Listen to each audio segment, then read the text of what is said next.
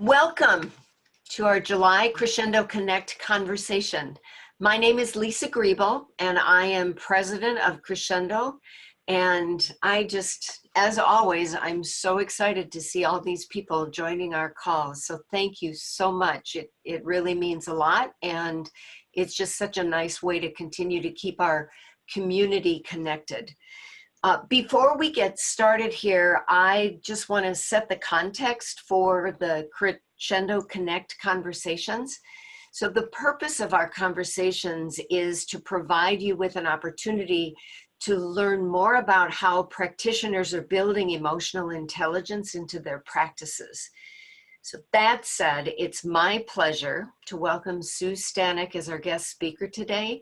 And I've invited Sue to share the lessons that she learned when faced with an unexpected and life-altering challenge. And what I really appreciate is Sue's ability to kind of cut through the chaos and the complexity of things and really find the most valuable nuggets of learning. And so that's what she's going to be doing with us today.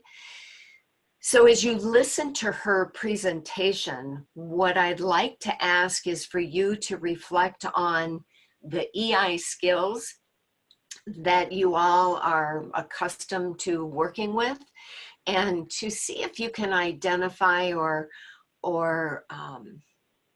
identify the EI skills that you think that you can tap into when faced with adverse situations. But before I introduce Sue, what I'd like to do is just do a quick review of the EQI model so that we can make sure that we're all on the same page here. So as you recall, the EQI model was developed by MHS, Multi-Health Systems, and their definition of emotional intelligence is that it is a set of emotional and social skills that influence the way we perceive and express ourselves, develop and maintain social relationships, cope with challenges, and use emotional information in an effective and meaningful way.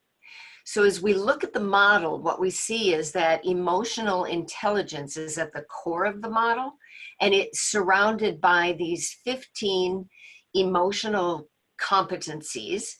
And as just a reminder, MHS refers to these competencies or thinks of these competencies as really being the building blocks of emotional intelligence. So these are really the skills that we can tap into to either enhance or further develop our overall emotional and social functioning, our overall well-being, and our overall performance. So just doing a little bit of a deeper dive into the model, you'll remember, starting with self-perception, that people that have a good sense of what their strengths and their limitations are, their self-awareness, that directionally they know kind of where they want to take their lives, that self-actualization, and that they feel confident in the skills that they're bringing to the party or the self-regard. Likely people that have a strong self-perception will be able to express themselves in constructive ways. That's the self-expression. And people that can express themselves constructively will likely be able to develop and maintain interpersonal relationships. So that's the interpersonal dimension. But also people that have a good sense of how emotions are playing out inside of them will contribute to their ability to be able to make better decisions as well as manage their stress. So again, just thinking about these 15 emotional competencies as building blocks that can help us enhance our overall emotional and social functioning, our overall well-being, and overall performance. That's how we want to think about this. So with the EQI 2.0 model as our backdrop here, I just want to take a moment to welcome and introduce Sue Stanek. And Sue is one of those longtime forever friends that I feel has been with me for, well, certainly throughout the whole self-employment gig, but she's also a colleague. So Sue and I have partnered together on different programs, and she's a fabulous inspiration to me. And so I welcome her with open arms to the Crescendo Connect. Sue is the founder of Inspiring Results, and she brings 30 years of successful business experience that includes product management, sales management, learning and development, and of course, external consulting. Most recently, Sue has worked as a keynote speaker and seminar facilitator focused on leadership strengths and corporate mentoring. Her work has received positive reviews from organizations like Hasbro, General Mills, and the Bill and Melinda Gates Foundation. And among her many awards, Sue has been named the Consultant of the Year by the McGraw Hill Companies. So with that as an introduction, I hope you will all join me in welcoming Sue Stanek as today's Crescendo Connect presenter. Sue? Great. Thank you so much, Lisa. You know, the title of the session today is The Art of the Swerve. So take just a minute right now, if you would, with me and go to the chat box and think of a time that you had to swerve. Either you were in your car or you're on your bike, or something where something was in your path and you needed to swerve to get out of the way. Can you just think of a time and just write down whether that was whether it was a deer, a big branch, a pothole? Just go ahead and some holly just today, walking your dog. So while you're writing those in the chat box, Lisa, what's an example of a swerve you had to take? You know, I'm doing these long trips from Minnesota to Illinois a lot, and Yeah. I remember distinctly doing that swerve action last winter when I was trying to avoid a big patch of black ice. So happens a lot. Yeah. Okay, we're seeing a plethora of mammals and other things. So black ice I hadn't thought of. Yeah, absolutely. Pothole swerves. We've got potholes, chipmunk. They'll just swerve and hit the ice. Absolutely.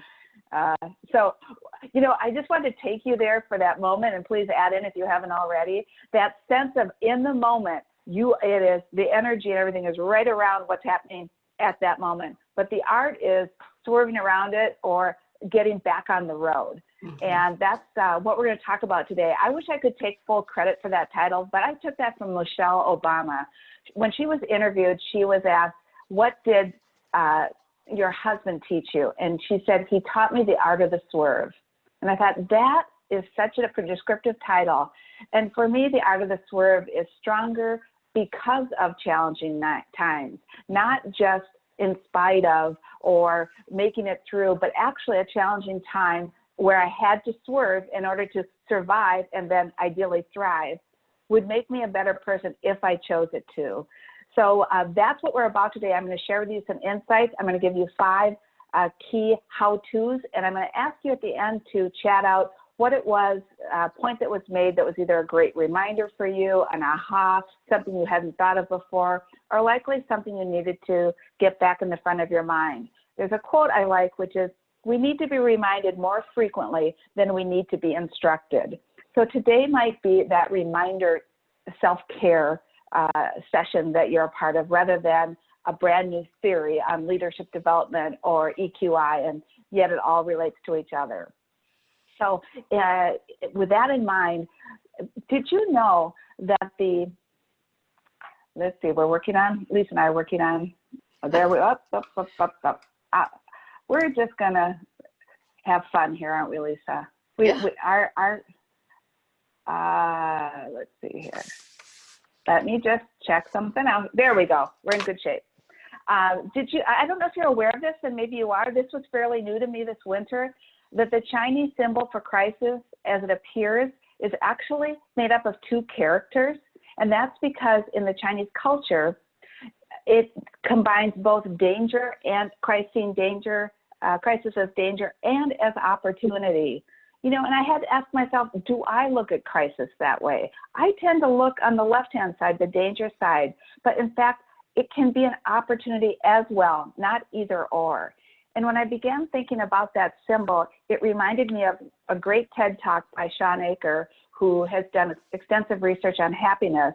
And what he had to say, and I went back to his book that I had in my library, that when we have something very difficult happen, it's not unusual to have post-traumatic stress.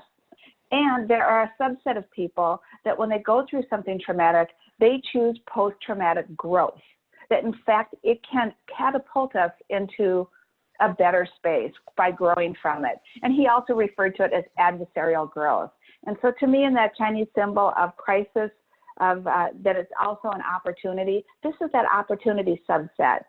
And as he explained that, and I read more about it in his book, he claimed, and rightfully so through his research, discovered that those people who choose post-traumatic growth, and by the way, you got to get through the Swerve first. This is, you got to deal with it. So I'm not dismissing that at all. But as soon as I kind of get my bearings again, we can in fact grow from it. And his research shows that we can grow in 6 different areas. You actually become stronger in your spirituality, your compassion. You can see the items there. Overall satisfaction. Your relationships can be stronger, and there's this sense of greater strength and self-confidence. Kind of look at that and say, if somebody said, would you like to sign up for a course that guaranteed these 6 outcomes, I'd sign up for it. But when I found out the course was going through a crisis, second thoughts, but it is true. The things that are hardest in life, we can grow and learn the most from. So with doing that and thinking about what makes you stronger when you go through a difficult time, whether it's COVID, whether it's job transition, whether or not it's something with health or whatever it might be, the number one thing that Shawn Achor says will turn it into post-traumatic growth is if we choose a positive or optimistic mindset. So that's number one. Remember I said I was going to give you 5. So with that, the mindset is the optimistic. You can see the third item is optimism. It really the mindset is facing the problem head on. It is what it is. And acceptance is, acceptance seems, it's really surrendering. It's like, wow, this is happening right now. This is what my life is right now. And optimism. Optimism is different than a positive mindset in that a positive mindset, as I think about it, is, everything's going to be okay. Pollyanna, hey, isn't it great? This is actually great. Now that can be used to a certain extent, but I really like the definition that optimism is that it's going to be hard and I believe I will make it through it. In fact, the research that's set on goals says that we are more likely to accomplish goals that we acknowledge will be hard to achieve, but we also optimistically believe we can achieve them. So it's all about, the mindset and how we choose to look at that which we're facing, and that's why I included that cartoon. We've got a choice. So mindset is an optimistic mindset, realistic and optimistic, different than the happy mindset. Well, I had a chance to put this into practice. Sounds good theoretically. In November of 2016, this is a picture of my husband and I. We were happy and healthy, doing 10,000 steps a day. There were no major issues in our life. In fact, this picture was taken on a vacation, and we were doing really well. That was December 2016. November. This was December 2016. It's a big deal when there are 5 doctors at the Mayo Clinic looking at you in your hospital bed. My husband was out of the blue diagnosed with acute myeloid leukemia and told that had he not been diagnosed, which was out of the blue, he had less than 4 weeks to live. And so emergency measures went into place, and we found ourselves, our world turned upside down. We had slipped on that black ice and hit our head. And with that, what we decided almost right away was we can't control the situation, so how are we going to manage the Swerve? What will we do that will help us, because we did not know what the outcome would be, and one of the alternatives was not a good one. So we decided that we needed to do some things with our mindset. And there were 3 things that came up over and over for us with regard to mindset. One was, and I've already mentioned, we decided all we can control is how we choose to respond. So, yep, we're in the hospital. He's going to be in over Christmas. He's going to be doing chemo. It's not going to be fun, but you know what? We can do something about how we choose to respond to that. Everything from, he got dressed every day. He said, I'm only sleeping in that bed. I'm not going to be in there. I'm going to be in my clothes. I'm going to, manage our finances, our books, our work, or whatever he wanted to do, and send signals that I could control how I choose. Even though I can't choose where I am, I can choose how I want to be here. The second is, and I wish I could say that I came up with this, but here's the guy that's in life-threatening leukemia. And as we were talking about how challenging it was, he said, we're not going to let this define us. It's going to refine us. Let's have it make us better. And this is when we did not know what direction his condition was going to go. And from that, we came up with another mindset for us, which is, how can we make this day well lived? Because we didn't know how many days we had. So rather than worrying, and let me tell you, it takes discipline, because your head wants to go there. And mine would when I got home at night and before I went to bed and early in the morning. But it was pulling it back to some of those meditative practices of saying, you know what, how can we make this day well lived? What can we do today? And with that, those were the mindsets that we put in place. So number one to managing the art of the swerve is deciding what kind of mindset you're going to have. And I have a story to demonstrate that. Some of you may have heard the black spot story. If you have, it's your opportunity to listen to it again. One day, a professor entered the classroom and asked the students to prepare for a surprise quiz. They waited anxiously at their desks for the test to begin. He handed out the question paper with the text facing down as usual. Once he handed them all out, he asked the students to turn the page over and begin. To everybody's surprise, there were no questions, just a black spot in the center of the page. The professor, seeing their expressions of confusion, said the following: I want you to write what you see there. The students were confused, but they got started on the task. At the end of the class, the professor took all the papers and started reading each of them out loud. All of them, with no exceptions, described the black spot, trying to explain its position in the middle of the sheet, why it might be there, how large it probably was.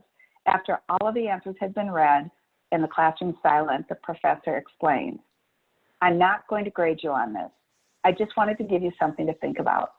No one wrote about the white part of the paper. Everybody focused on the black spot. And the same happens with us. We have a white paper to observe and enjoy, but we are always focused on the black spot. Our life is given to us by God with love and care, and we always have reasons to be positive, to be optimistic, whether it's nature renewing itself every day, our friends around us, the big and small miracles we see every day.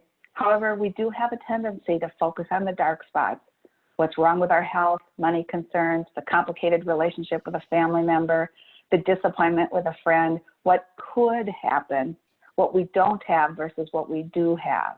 The dark spots are very small compared to everything we have in our lives, but they are the ones that can sneak into our mind. Take your eyes away from the black spots in your life. Enjoy each one of your blessings, each moment that life gives you. I just love that story, and it was given to me by a very special friend who was experiencing a very difficult health situation. And it reminded me that both exist, but where am I keeping my focus? And what am I allowing to consume my mind? In fact, a very good friend of mine who was in a different situation had a very tragically, his wife did pass away, and he knew of this story. And I talked to them about a month after that happened. And I said, how are you doing?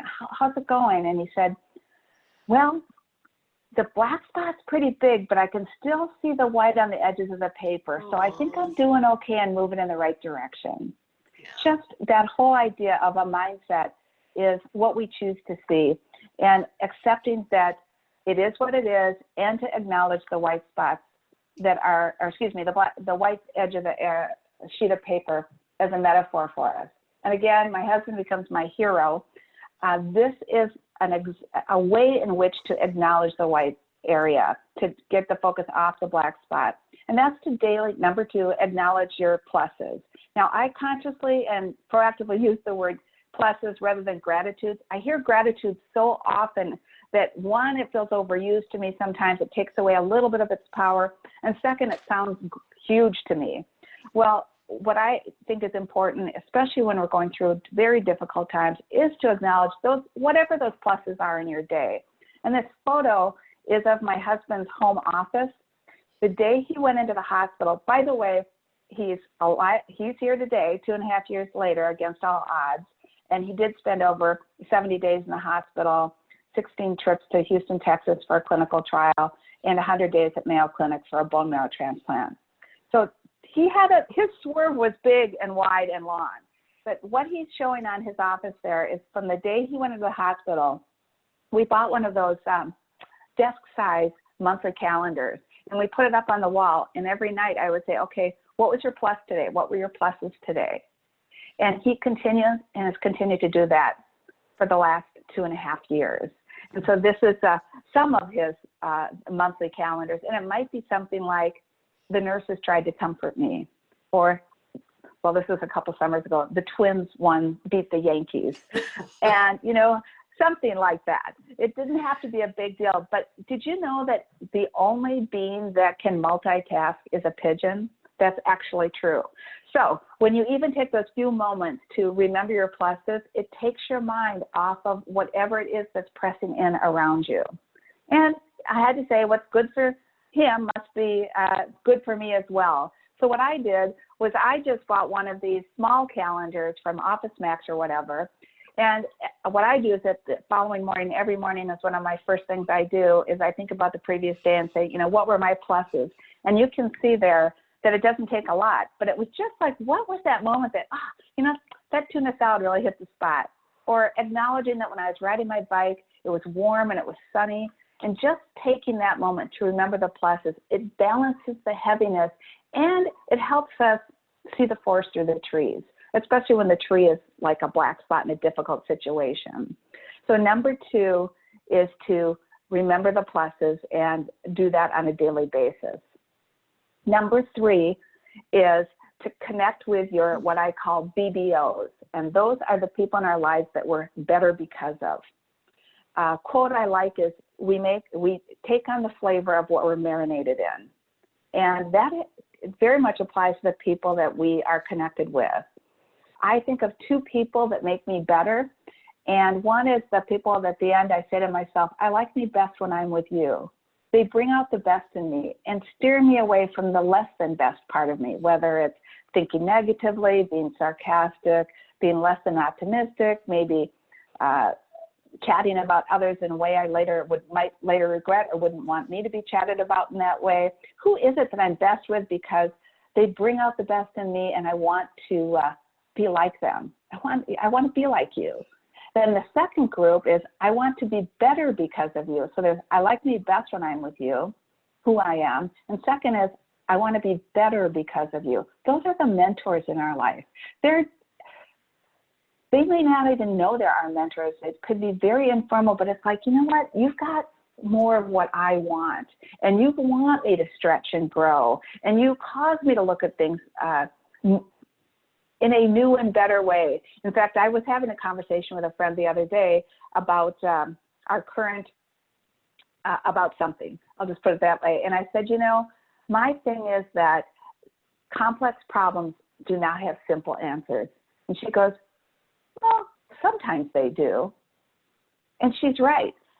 Sometimes they do have some simple solutions, and there are some complex solutions. She stretched me just a little bit, and I was like, that's something I wouldn't have thought of before.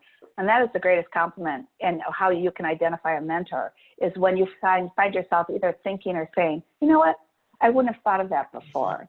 So particularly during difficult times, to seek out, proactively seek out and plug in those people who bring out the best in you and those people you are better because of.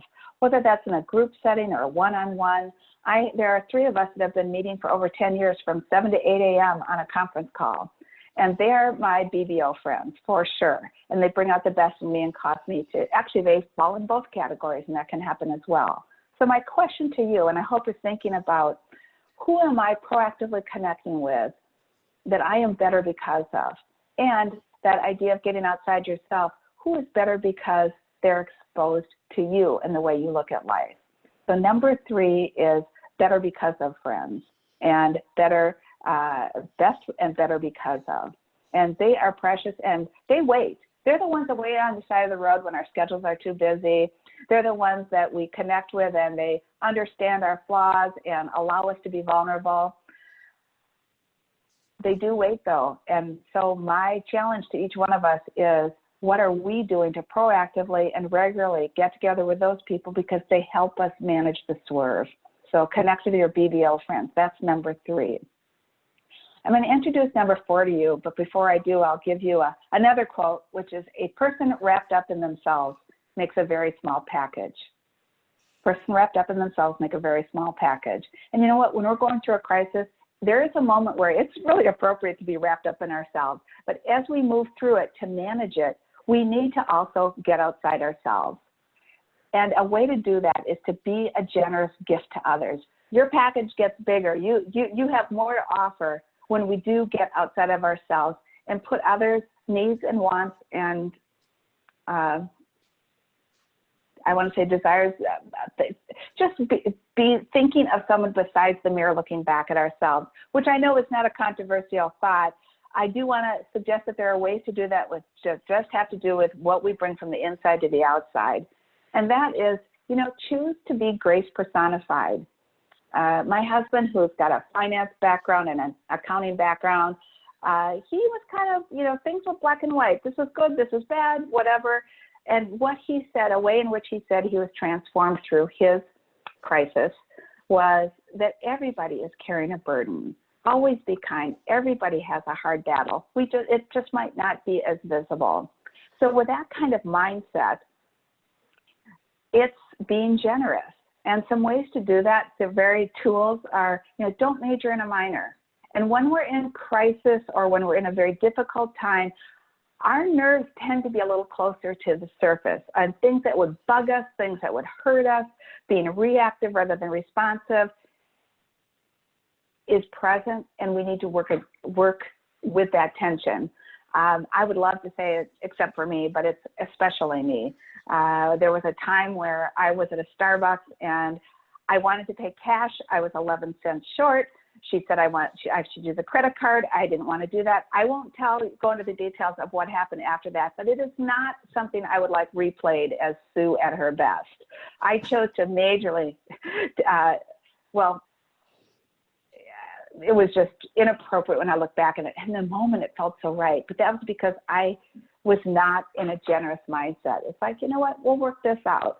And we all, I think most of us have experienced it when we get cut off in traffic. And there's a number of other examples. So don't major in a minor, you know, and recognize when it's a minor. And you know what, almost everything is. Second is choose compassion for someone you would normally judge. You know, if it's somebody and they have a belief, they have an approach, and it's completely different than what you would accept, catch yourself in the judgment and say, you know what, my compassion is they clearly are very committed to this perspective, this belief, and I can appreciate their, if nothing else, that we have humankind in common with each other. So this thing about letting go of this need to judge and right and wrong makes me more generous and makes me a bigger package and something to offer other people, a gift. And last is to have the discipline to listen to understand versus respond. Listen to understand versus respond. I like this quote. I just heard somebody say, listen louder than you talk. Let go of the story you're dying to tell. Listening to someone and being present for them makes you an incredible gift, because it doesn't happen all that often. So when we think about it, choose a generous mindset of listening. This is a quote from Celeste Headley, which I have had to discipline myself to practice. We have a tendency, especially when others are in pain, to try to relate because it feels like empathy, but it's not. They don't need advice. They need a witness. They need a witness. So as we think about being grace personified and being a gift to others, the gift of responding with empathy and listening and letting go of the react response, which is, oh, this is how it happened in my life. Not that you wouldn't end up saying something like that, but that's after you've been listening.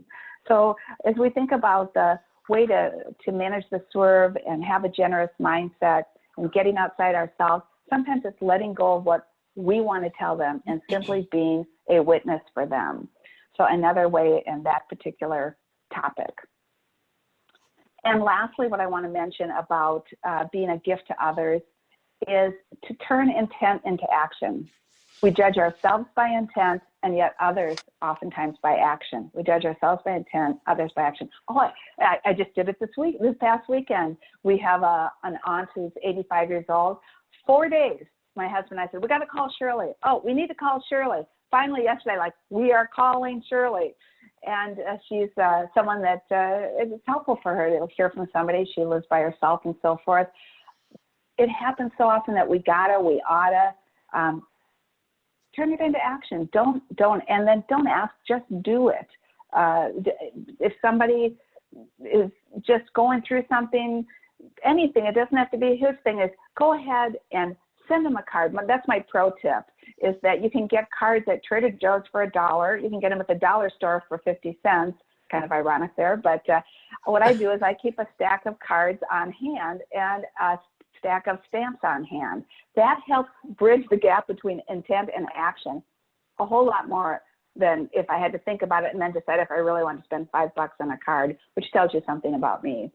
But it doesn't have to be something significant, and you don't need to know whether or not they eat chicken. Give them the chicken salad. Or, I had a surgery last summer, and in the first 24 hours I was home, 3 different people sent banana bread. That was, they didn't call and ask, have you gotten anything yet? They just did it. And I have 2 daughters, and 2 of them, of the banana breads, left the house. But you know what? The intent stayed, and the gift stayed within me of their generosity. So if you need some ideas, you can literally go in and Google brighten somebody's day. But the idea is just, it doesn't have to be something big, but do turn intent into action. And that helps you get outside yourself. It creates energy that is necessary to fill your tank when you are experiencing something and managing the art of the swerve. By giving to others, it gives you energy in the meantime. And Lisa, I feel like I think I remember you saying something, you had a tip or something in here that was important to you. Do you remember what that was? Yeah, when we were talking about this, I made a comment about the power of the handwriting of a note versus sending a text, sending an email. There's just something more powerful on both the giving end and the receiving end when you physically grab a pen and a card and make a note. So there was something I learned several years ago about, when you receive something that somebody has made or touched, that it exudes love, and people just feel better. They feel healthier. They feel happier because of the love that's contained within the card in this context. Thank you. Yeah. To that point, my husband's active healing journey was 18 months. And honestly, we did not go a day, not one day, without receiving a card or something from someone. Or I was part of, let's be all truth there, no delivery on Sundays, although Amazon delivers on Sundays. So, absolutely amazing. And what I would add to Lisa's, and I think we would all say, a text or an email is plan B. So if you don't have a card, let's still turn intent into action, and text, making a note in my calendar to remind myself to ask how something went for somebody. And if you have other ideas, I'd love to have you put them in the chat box. This whole idea of managing the art of the swerve, and this particular point is to get outside yourself and in that do something and turn intent into action. Just like writing a gratitude or a positive or a plus, you can't multitask when you're doing something for somebody else. Your mind is off yourself. So turning intent into action. The fifth how-to or tip I wanted to give is to repack your bags for who you want to be in 4 weeks.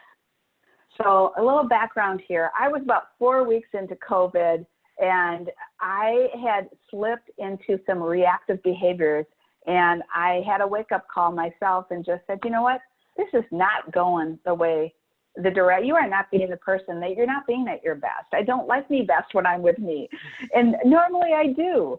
So I sat down, there's just a wake-up call where I recognized my behavior and my attitude was slipping. And I decided, 4 weeks in, where do I want to be 4 weeks from now? And then there's another 4 weeks after that. But the reason why I selected 4 weeks is because there's change theory that says if you want to change, you need a compelling, gut-smacking why, something that really it says it's not okay for me to stay where I am. And you can manage about 4 weeks of the how-tos, how you're going to change that. So it's that idea of, you can think about a suitcase. Where are you at? Where do you want to be in 4 weeks? And so what do you need to add? What do you need to take out of the suitcase? What do you need to do differently in order to be at that destination 4 weeks from now? And then you can reassess where you want to be.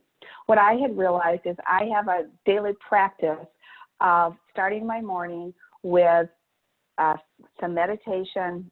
I do about 10 minutes. Then I do some reading, some inspirational reading, and I write down my gratitude calendar, okay?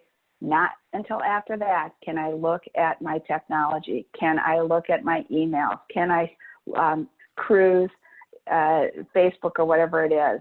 And I had started doing the opposite. In fact, in those first 4 weeks, probably like a lot of people, I was spending way too much time reading the news, trying to find the latest statistics. And the other thing I was doing reactive eating.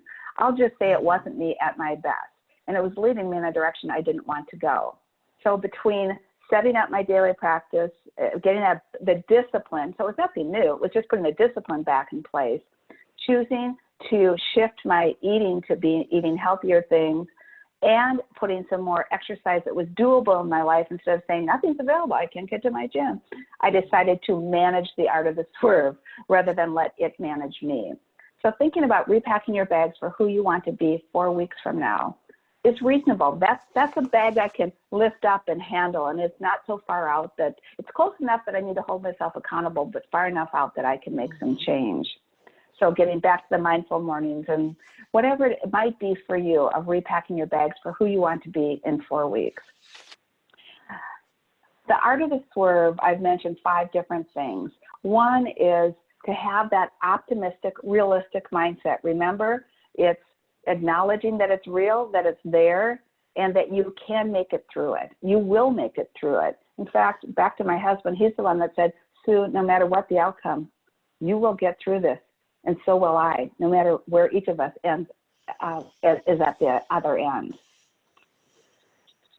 Second is to acknowledge your daily pluses. Remember, you can't multitask and bring that positive energy, that way to bring that white space around the dark things that are happening in our life back in as a way to brighten our day, and in turn, be able to brighten others.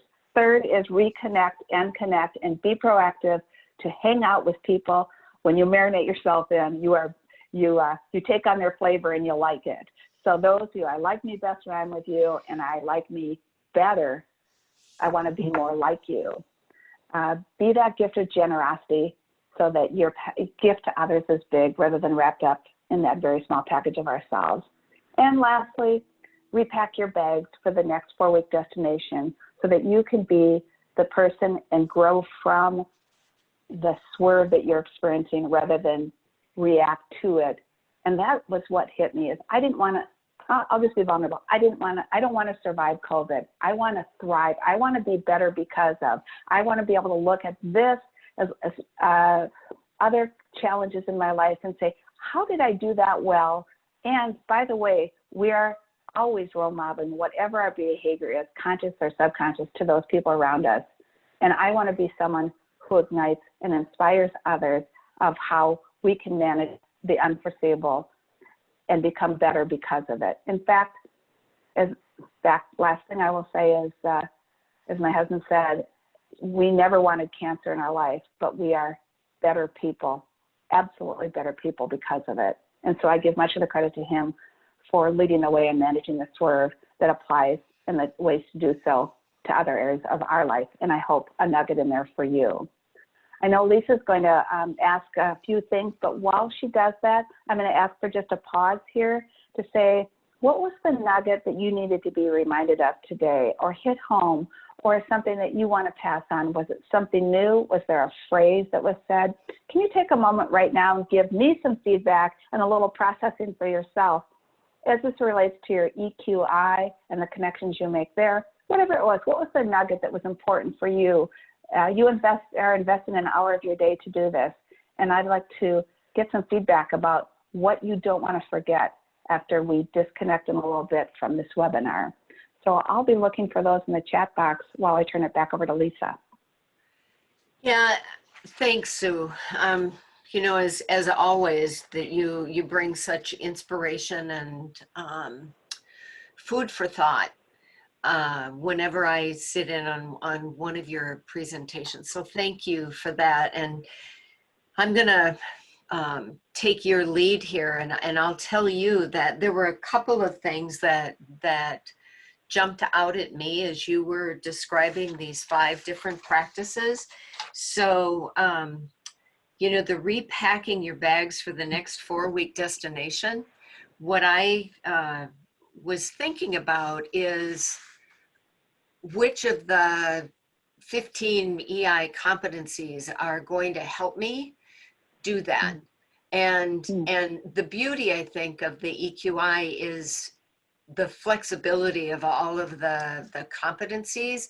And so what may jump out at me might be something completely different with other people. And I think that's really what's so cool about this tool. But as I was thinking about this, I thought that this is certainly my self-actualization is going to help me do this, self-awareness, of course, reality testing, probably problem solving, and for me, it's going to be impulse control, because I like to have those big duffels that you can just cram a bunch of stuff in. So I gotta come back to that impulse control. But then I got to thinking too about the get outside yourself and be a gift of generosity to others. And as you were talking, and what I really appreciate about your presentation style is that you've got such clear, concise examples that you share, that it triggered for me as you were talking about this, that this is really what we as coaches do.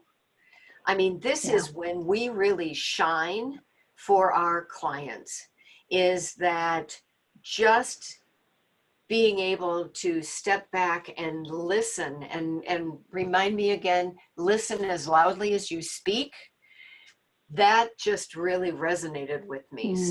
So I really appreciate that. And I am going to take a quick look here at the chat box to see what I'm looking other at folks have shared.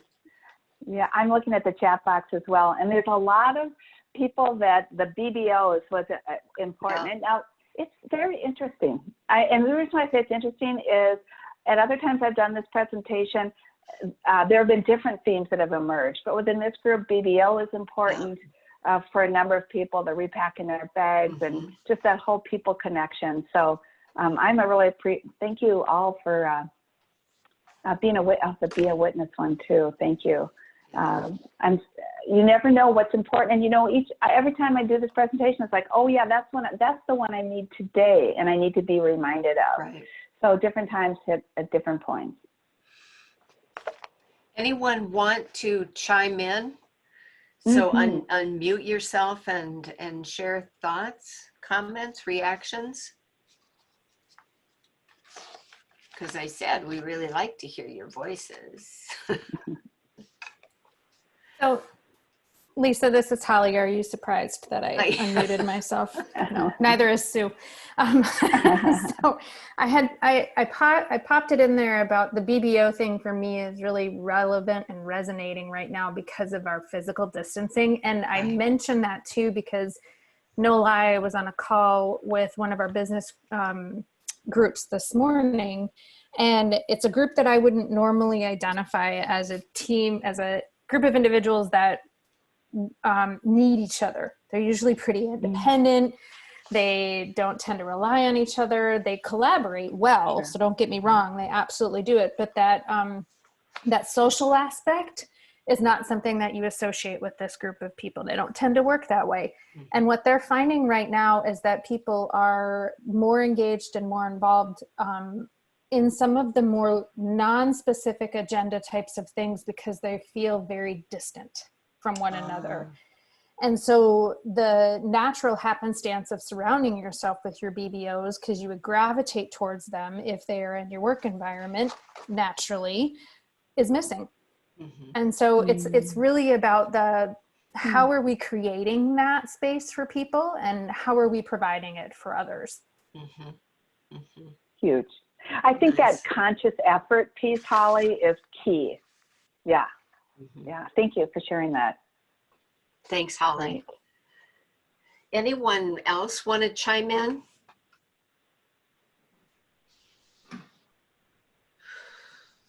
Well, if not, I want to be respectful of your time. And so we're going to be ending the formal part of this conversation here in the next few minutes. But I do want to thank Sue, of course, for sharing her perspective on emotional intelligence and the art of the swerve. You know, she's just has always been a master of what I consider to be inspiration and creativity. So thank you for that. So as a reminder, I want to just say that Crescendo Connect Conversations are one of the benefits that we offer our EI practitioners, those folks that have been certified through Crescendo. So just know that we're back on track with these, and there are many that you can go back and review over the past several years. And I want to just share with you too that here's a kind of the lineup that we've got through the rest of the year. The next Crescendo Connect it's on September 9th, I believe. And we're going to be taking a look at connecting emotional intelligence with selection and development. And Bill Jeffries is a member of our community, longtime member of our community. And then in November, Janice Downing, who is also a longtime member of our community, is going to be sharing her insights around emotional intelligence and intercultural agility. So I think that's going to be a great one. We've got another virtual certification coming up in November of 2020, and you'll be getting announcements on all of these things here shortly. But we're taking early bird registration. We've already got a couple people signed up for that, and we'll be giving a discount here starting in August. So be sure to sign up if you're not already certified. And I just want to thank you again for participating in these programs. You're going to be receiving a follow-up email from me, as I said, either later today or tomorrow, and we'll have the recording available to you. And again, please feel free to pass this on to other people that you think might benefit. And Sue and I are going to stay on the call here for the next few minutes. If you want to visit with us, we'd love to chat. And just thank you again. We always look forward to these Crescendo Connect conversations and look forward to our next one in September. So take care, everybody. Thanks for joining us. Take good care. Thank you. Bye-bye. Thank you. Bye. Thanks, ladies. It was really good. You bet. Great.